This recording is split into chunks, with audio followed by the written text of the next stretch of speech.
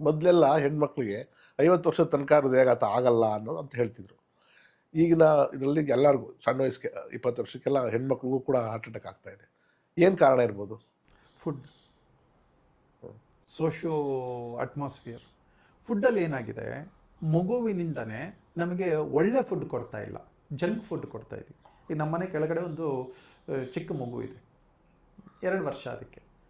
ಅದಕ್ಕೆ ಅವರಪ್ಪ ಮೆಚ್ಚಿಸ್ಬೇಕು ಅಂತ ಹೇಳಿ, ಅವಳನ್ನು ಪ್ರೀತಿಸಬೇಕು ಮೆಚ್ಚಿಸ್ಬೇಕು ಅಂತ ಹೇಳಿ ಚಿಪ್ಸ್ ತಂದು ಕೊಡ್ತಾನೆ, ಬಿಸ್ಕೆಟ್ಸ್ ತಂದು ಕೊಡ್ತಾನೆ, ಐಸ್ ಕ್ರೀಮ್ ತಂದು ಕೊಡ್ತಾನೆ. ಬಾಡಿ ಅದಕ್ಕೆ ಸೂಟಬಲ್ ಅಲ್ಲ ಈಗಲೇ. ಮತ್ತು ಹೊರಗಡೆ ಹೋಗಿ ಪಿಜ್ಜಾ ತೆಕ್ಕೊಡ್ತೀವಿ, ಜಂಕ್ ಫುಡ್ಸ್ ತೆಕ್ಕೊಡ್ತೀವಿ. ಏನಂದರೆ ಮಗು ಹತ್ರ ಸಮಾಧಾನ ಮಾಡೋಕ್ಕೆ ಅಪ್ಪ ಅಮ್ಮಗೆ ಬರಲ್ಲ ಇವತ್ತು. ಹಾಗಾಗಿ ಮಗು ಅಳೋದು ನಿಲ್ಲಿಸ್ಬೇಕು. ಹೇಗೆ ಅಂತಂದರೆ ಅದಕ್ಕೆ ಇಷ್ಟವಾದ ಏನಾದರೂ ಕೊಟ್ಬಿಟ್ಟು ಬಾಯಿ ತುಂಬ ಕೊಟ್ಬಿಟ್ರೆ ಆಯಿತು. ಬಾಡಿ ಅದಕ್ಕೆ ತಡೆಯಲ್ಲ. ಇಮ್ಯೂನ್ ಫುಡ್ಸ್ ಕೊಡೋ ಬದಲು ನಾನ್ ಇಮ್ಯೂನ್ ಫುಡ್ಸ್ನ ಕೊಡ್ತೀವಿ, ರೋಗ ಬರುವಂಥ ಫುಡ್ಸೇ ಕೊಡ್ತೀವಿ, ಆರೋಗ್ಯದ ಫುಡ್ಸ್ ಕೊಡ್ತಾ ಇಲ್ಲ. ಹಾಗಾಗಿ ಬೇಗ ಮಕ್ಕಳು ಅವರ ಮೆಚುರಿಟೀಸು ಬೇಗ ಬೇಗ ಚೇಂಜ್ ಆಗುತ್ತೆ. ಮೊದಲೆಲ್ಲ 16 ವರ್ಷ ಒಂದು ಹೆಣ್ಮಗು ದೊಡ್ಡೋಳಾಗ್ತಾಳೆ ಅಂತಂದರೆ ಇವತ್ತು 11 ವರ್ಷಕ್ಕೆ ಆಗ್ತಾ ಇದ್ದಾಳೆ. ಯಾಕೆಂದರೆ ಮಸಾಲೆಗಳು ಅಷ್ಟು ಹೈ. ಮನೆ ಮಸಾಲೆಗಳೇ ಬೇರೆ, ಇದು ಹೊರಗಡೆ ಮಸಾಲೆಗಳೇ ಬೇರೆ. ಹೋಟೆಲ್ ಮಸಾಲೆಗಳು ಅಲ್ಲಾದರೂ ಒಂದು ಸ್ವಲ್ಪ ಕ್ವಾಲಿಟಿ ಇಟ್ಕೋತಾರೆ. ಅಂದರೆ ಈ ರೋಡ್ ಸೈಡ್ ಫುಡ್ಸ್ ಇಟ್ಕೋತಾರಲ್ಲ, ಅವರು ಚೀಪ್ ಮಸಾಲೆಗಳನ್ನು ಹಾಕ್ತಾರೆ. ಅವ್ರು ಚೀಪಾಗಿ ಕೊಡಬೇಕು. ಒಂದು ದೋಸೆನ 30 ರೂಪಾಯಿಗೋ 40 ರೂಪಾಯಿಗೋ ಕೊಡಬೇಕು ಅಂತಂದರೆ ಅವ್ರು ಚೀಪ್ ಐಟಮ್ಸೇ ಹಾಕಬೇಕು. ಹಾಗಾಗಿ ಬೇಗ ಬೇಗ ಮಗುವಿಗೆ, ಗಂಡು ಮಗು ಆಗಲಿ ಹೆಣ್ಮಗು ಆಗಲಿ, ಅವರಿಗೆ ಬೇಗ ಬೇಗ ಹಾರ್ಮೋನಲ್ ಚೇಂಜಸ್ ಆಗುತ್ತೆ. ಹೃದಯನ ಚೆನ್ನಾಗಿಟ್ಕೊಳ್ಳೋಕ್ಕೆ ಆತ್ಮವಿಶ್ವಾಸ ಜಾಸ್ತಿ ಇರಬೇಕಾ, ಔಷಧಿ ಜಾಸ್ತಿ ಇರಬೇಕಾ?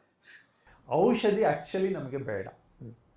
ಈಗ ನಾಯಿಗೆ, ಹಸುವಿಗೆ, ಸಾಕಿದಂತಹ ಪ್ರಾಣಿಗಳನ್ನು ಬಿಟ್ಟು ಈ ಓಡಾಡ್ಕೊಂಡಿರುತ್ತಲ್ಲ ಬೀದಿ ನಾಯಿಗೆ ಯಾರು ತೊಗೊಂಡೋಗಿ ಔಷಧಿ ಕೊಡಿಸಿದ್ದಾರೆ? ಅದಕ್ಕೆ ಬದುಕೋಬಹುದು ಅಂದರೆ ನಾವು ಬದುಕೋಬಹುದು. ಆದರೆ ಏನಾಗಿದೆ, ನಾವು ಬೇರೆಯವ್ರಿಗೋಸ್ಕರ ಬದುಕೋದೇ ಜಾಸ್ತಿ ಆಗಿರೋದ್ರಿಂದ ಹಾಗೆ ನಮಗೆ ಸ್ಟ್ರೆಸ್ ಜಾಸ್ತಿ. ನಾವು ಸಣ್ಣ ವಿಷಯಕ್ಕೂ ಕೂಡ ಡಾಕ್ಟರ್ ಹತ್ರ ಹೋಗ್ಲಿಕ್ಕೆ ಅಭ್ಯಾಸ ಮಾಡ್ಕೋತೀವಿ. ಒಂದು ತಲೆನೋವು, ಸುಮ್ಮನೆ ಮಲಗಿದ್ರೆ ತಲೆನೋವು ಹೋಗುತ್ತೆ. ಕೆಮ್ಮು, ಒಂದು 2 ದಿನ ಕೆಮ್ಮಿದ ಮೇಲೆ ಅದೆಲ್ಲ ಸರಿ ಹೋಗುತ್ತೆ. ಜ್ವರ ಸಾಧಾರಣವಾಗಿ ಸರಿ ಹೋಗ್ತಾ ಇತ್ತು, ಅದನ್ನೆಲ್ಲ ನಾವು ಇವತ್ತು ಆ್ಯಂಟಿಬಯೋಟಿಕ್ಸ್ ಕೊಟ್ಟು ಬೇಗ ಬೇಗ ಅದು ವಾಸಿ ಮಾಡ್ಕೊಳ್ಳೋ ದೃಷ್ಟಿಯಿಂದ ಕಳಿಸ್ತಾ ಇದ್ದೀವಿ. ಅಂದರೆ ದೇಹದ ಒರಿಜಿನಲ್ ಪವರ್ ಏನಿದೆ ಅದನ್ನು ಕಡಿಮೆ ಮಾಡಿಸ್ತಾ ಇದ್ದೀವಿ, ಮಾತ್ರೆಗಳ ಸಂಪರ್ಕ ಜಾಸ್ತಿ ತರಿಸ್ತಾ ಇದ್ದೀವಿ. ಅಡ್ವೈಸ್ ಏನಂತಂದರೆ, ಎಷ್ಟು ಬೇಗ ನಾವು ಮಾತ್ರೆಗಳಿಗೆ ಅಡಿಕ್ಟ್ ಆಗ್ತೀವಿ ಅಷ್ಟು ಬೇಗ ಬೇಗ ಎಲ್ಲ ಥರದ ರೋಗಗಳು ಬರುತ್ತೆ. ಎಲ್ಲಿವರೆಗೆ ನಾವು ಮಾತ್ರೆಯನ್ನು ಮುಂದೂಡ್ತಾ ಬರ್ತೀವಿ, ಈಗ ನನಗೆ ಏನೋ ಏಟಾಗಿದೆ, ಪೇಯ್ನ್ ಕಿಲ್ಲರ್ ಅಂತ ಕೊಡ್ತಾರೆ.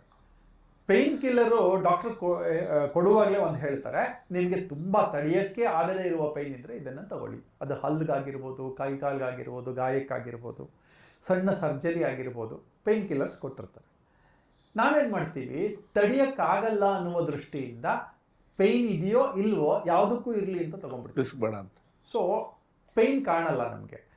ಆದರೆ ಆ ಪೇಯ್ನ್ ತಡೆಯುವ ಶಕ್ತಿ ಇದೆಯಲ್ಲ, ಅಂದರೆ ಆಟೋ ಇಮ್ಯೂನ್ ಪವರ್ ಇದೆಯಲ್ಲ, ಅದು ಸತ್ತೋಗುತ್ತೆ.